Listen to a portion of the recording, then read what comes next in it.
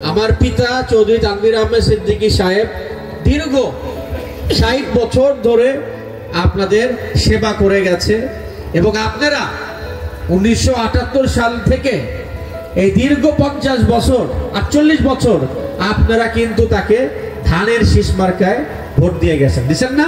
দিচ্ছেন।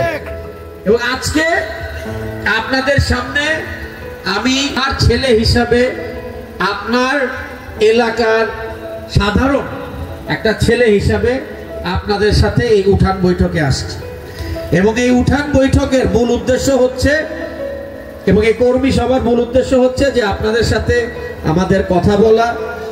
আপনারা আমাকে দেখলেন, আমি আপনাদের দেখলাম, আপনাদের সুখে দুঃখের কথা আমি বললাম, আপনারা বললেন, শুনলাম এবং সবাই একসাথে কাজ করলাম, এটাই কিন্তু মূল উদ্দেশ্য।